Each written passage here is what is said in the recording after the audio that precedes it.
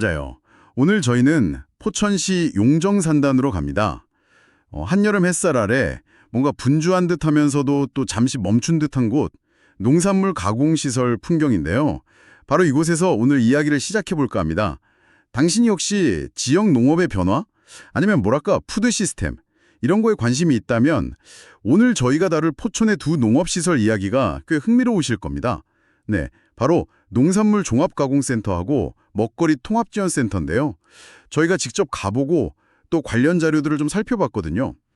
이 두 센터가 어떤 기대를 안고 출발했고 또 현실에서는 어떤 어려움이 있는지 앞으로는 또 어떻게 가야 할지 그 핵심만 짚어서 같이 한번 파헤쳐보죠. 자, 우선 농산물 종합가공센터부터 볼까요? 여긴 뭐랄까? 개별 농가들이 혼자서는 갖추기 좀 힘든 그런 시설들 있잖아요. 예를 들면 농산물 다듬는 전처리실이나 아니면 소규모 가공 라인, 냉동 창고 같은 거요. 이런 걸 공동으로 쓸 수 있게 지원하는 곳입니다. 제가 갔을 때 거기 직원이 말린 표고버섯 품질을 어찌나 꼼꼼히 살피던지 그 모습이 딱 기억에 남네요. 그러니까 정말 아이디어만 있으면 소규모 농가라도 제품 개발에 한번 도전해 볼 수 있는 그런 기회를 주는 거죠. 맞아요. 그게 핵심이에요. 기회 제공. 그러니까 큰 초기 투자 부담 없이 농산물을 가치를 좀 높여볼 길을 열어주는 거죠. 가공 기술 교육이나 창업 상담 같은 것도 해주고 또 요즘 스마트팜 이런 거 관심 많잖아요. 그런 체험장이나 테스트베드 같은 걸로 최신 기술 도입도 돕고요. 결국은 농가 소득 늘리고 또 창업도 좀 활성화하고 그런 걸 기대하는 겁니다. 네. 그리고 다른 한 곳은 먹거리 통합지원센터인데요. 여긴 가보니까 규모가 훨씬 크더라고요. 주로 양파나 감자 같은 농산물을 정말 대량으로 세척하고 다듬고 해서요. 군부대나 학교 같은 공공급식에 납품하는 뭐랄까 하나의 물류 허브 그런 역할을 해요. 자동화 기계들도 있긴 한데 현장에선 또 아직 전기가 제대로 안 들어와서 뭐 이런 현실적인 얘기도 좀 들렸고요. 그렇죠. 이 센터의 목표는 좀 더 큰 그림이에요. 지역에서 생산된 먹거리가 지역 안에서 잘 돌고 소비되는 이른바 로컬 푸드 순환 시스템을 만들겠다는 거죠. 대량으로 필요한 곳에 안정적으로 식자재를 보내고 또 HACCP 인증 같은 걸로 식품 안전성도 높이고 물류도 좀 효율적으로 만들고 결국 지역 농산물 소비를 늘리고 공공급식의 질도 높이자. 이게 핵심 목표입니다. 들어보면 두 센터 모두 포천시 농업재단이 운영하는데 역할은 확실히 좀 나뉘는 것 같아요. 가공센터는 좀 작은 규모의 연구개발, 창업 지원 이쪽이고 먹거리 통합지원센터는 대규모 물류, 공급 이쪽이고요.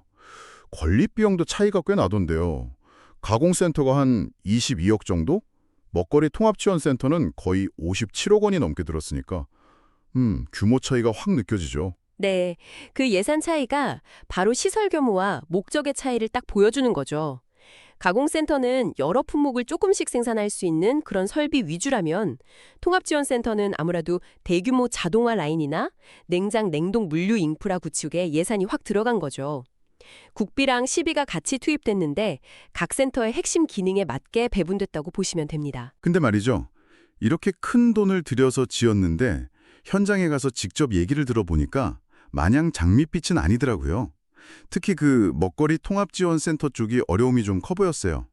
예를 들어서 감자나 양파 같은 농산물 폐기율이 절반을 넘는 경우도 뭐 잦다고 해요.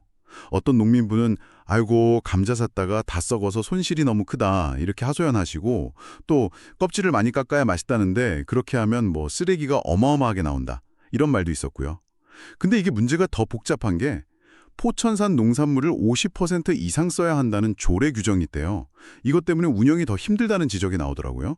규정은 지켜야겠는데 그걸 지키려다 보니까 오히려 효율은 떨어지고 또 품질 관리도 어렵고 이런 상황인 거죠.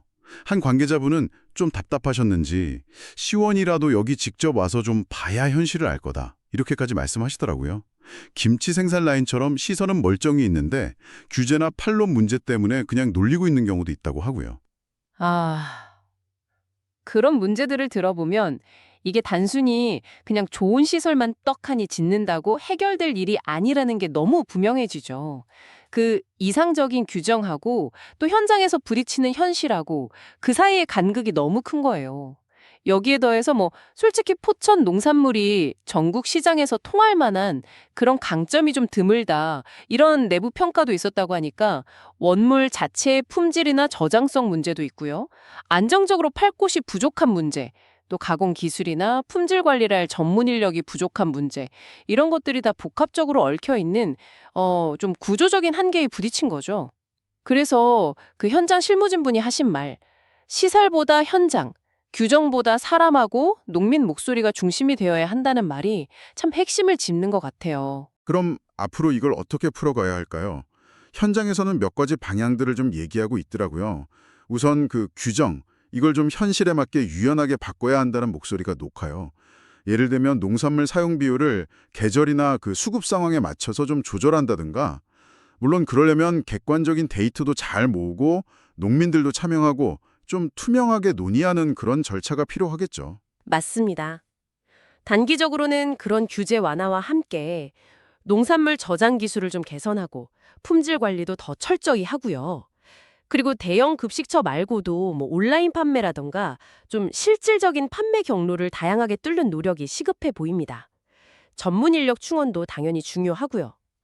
좀 더 길게 보면 이런 센터들이 그냥 시설 운영만 하는 게 아니라 지역 특화 상품 개발이라든지 아니면 스마트 농업 기술 있잖아요.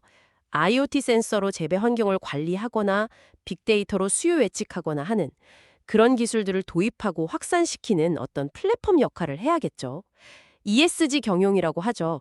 환경, 사회, 지배구조 이런 걸 고려해서 신뢰를 얻는 것도 중요하고요. 네. 결국 오늘 살펴본 포천의 농산물종합가공센터와 먹거리 통합지원센터는요, 지역 농업의 부가가치를 높이고 좀 지속가능한 먹거리 시스템을 만들려는 아주 중요한 시도라고 볼 수 있습니다. 하지만 좋은 의도, 또 막대한 투자에도 불구하고 규제와 현실의 차이, 또 농산물 자체의 경쟁력 문제, 판로 확보 같은 만만치 않은 과제들에 직면해 있다는 걸 오늘 함께 확인할 수 있었습니다. 그렇죠. 이 센터들의 사례는 우리에게 어쩌면 중요한 질문 하나를 던져주는 것 같습니다. 단순히 조인 시설을 짓는 걸 넘어서서요, 포천 같은 이런 지역 농업을 정말로 활성화시키고 농가 소득도 늘리고 또 지속 가능한 미래 식량 시스템을 보장하기 위해서 우리가 가장 중요하게 고려해야 할 단 한 가지 요소는 과연 무엇일까요? 이 질문을 당신께 한번 남겨보면서 오늘 이야기 여기서 마무리하겠습니다.